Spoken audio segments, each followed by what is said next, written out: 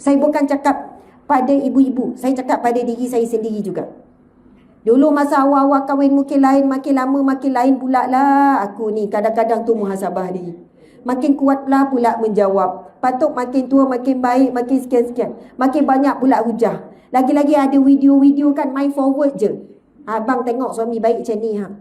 Abang tengok ni. Memang sebab tu saya macam ni. Perempuan semua macam ni lah.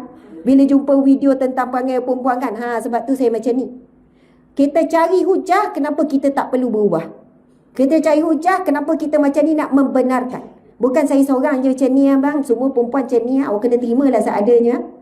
Seolahnya kita tak perlu lagi nak berubah menjadi lebih baik. Allahu Akbar. Subhanallah. Bukan bermaksud orang yang meninggal umur 40 belum 60 dia boleh seronok, tak payah risau sangat, nanti boleh buat alasan. Tidak. Semuanya Allah akan beri peluang, Allah akan dengar. Tetapi atas hak Allah lah untuk menerima ataupun menolak. Tapi peringatan Nabi umur 60 tahun ke atas seolahnya kalau tak berubah lagi, tak hijrah lagi, tak taubat lagi, tak tutup aurat lagi, tak istiqamah lagi dengan solat di awal waktu, tak istiqamah lagi dengan cuba solat dengan sebaiknya sampai faham maksud. Umur 60 dan solat 40 tahun, 50 tahun, tak faham lagi maksud solat, boleh terima tak lagi alasan? Tapi ramai lagi kalau kita buat lepas ni, semua tutup pintu. Yang boleh faham maksud je baru boleh keluar. Kalau tak boleh. Kita akan test maksud Al-Fatihah dulu. Lepas tu maksud doa kunut. Oi, lagi tak ada harapan Ustazah. Tak baliklah macam ni. Doa antara dua sujud. Maksud At-Tahiyat. Maksud Subhana Rabbiyal A'la wa bihamdi. Tu pun tak tahu. Subhana Rabbiyal Azim wa bihamdi. Ustazah apa maksud? Dah 40 tahun solat. Dah 50 tahun solat. Saya bukan ustaz. Saya bukan ustazah. Macam mana cik nak tahu?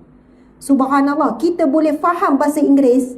Kita boleh faham ada beberapa perkataan. Kenapa bacaan yang kita baca dalam solat setiap hari kita tak boleh faham? Sebenarnya bukan tak mampu, tapi tak mahu ataupun tak cukup kuat mahu. Buka je dalam internet, buat seminggu. Cari bacaan dalam solat dan maksud. Dia ulang seminggu. Kita memang boleh faham dah. Jadi akhirnya bila solat, angkat takbir, Allahu Akbar. Terus sebayang maksud dia, Allah yang maha agung, Allah yang maha besar. Lepas tu bila baca doa iftitah, Allahu Akbar kabira. Allah yang maha besar sebesar-besarnya. Walhamdulillahi katsira. Segala puji bagi Allah sebanyak-banyaknya. Terus datang maksud dia. Lepas tu baca Al-Fatihah tu, kita pun terus faham maksud bila sebut ihdinas siratal mustaqim. Tunjukilah kami jalan yang lurus. Siratal ladzina an'amta alaihim. Jalan yang engkau beri nikmat. Siratal ladzina an'amta alaihim ghairil maghdubi alaihim. Bukan jalan orang yang engkau marah, orang yang engkau murkai, waladhdallin, dan bukan orang-orang yang sesat. Sebab itulah ibu-ibu sekalian, solat kita angkat je takbir Allahu Akbar. Rumah terbuka. Aduh tak malam ni Rasa macam aduh. Lepas tu waladhdallin, memang confirm ada rasa ada. Cikgu Mariam hujung minggu ni. Lagi-lagi kalau berimam, lagi seronok layan apa yang dipikir. Betul tak? Allahu Akbar. Barang hilang boleh jumpa dalam solat. Masalah jumpa jalan ketika solat. Lagi-lagi kalau berimam. Tapi kalau kita faham maksud dan kita cuba hadirkan, sebab itu Imam Ghazali meletakkan untuk dapat khusyuk, dapat kemanisan solat, syarat paling utama faham maksud bacaan solat. Kalau kita nak kupas, nak bincang hari ni, apa amalan di usia emas ataupun umur 40 tahun ke atas, sempurnakan solat. Kita bukan hanya belajar solat dengan betul. Itu kita dah settle masa remaja lagi. Solat dengan betul, kita belajar 13 rukun solat. Kita hafal bacaan dan solat, itu baru solat dengan betul. Tetapi kita kena sampai ke tahap betul-betul solat. Itu beza. Solat dengan betul cukup syarat rukun, syarat sah, syarat wajib solat, rukun solat. Tapi untuk dapat betul-betul solat, ini kena sampai peringkat memahami bacaan dalam solat. Ni saya bukan main-main ibu-ibu, bukan main-main. Kalau tak ambil serius, umur 40 tahun ke atas, tak nak serius memahami bacaan dalam solat, maksudnya kita tak serius dengan agama kita. Kita tak serius pun untuk akhirat kita. Sebenarnya kita tak bersungguh-sungguh pun untuk syurga kita. Kita tak bersungguh-sungguh. Sampai Nabi pesan, Nabi cakap apa? Amalan yang pertama yang akan dihisap iaitu solat.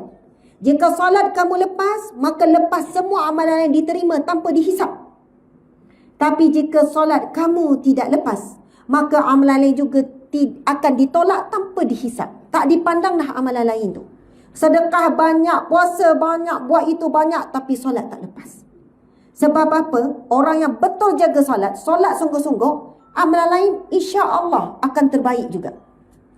Akan terbaik juga.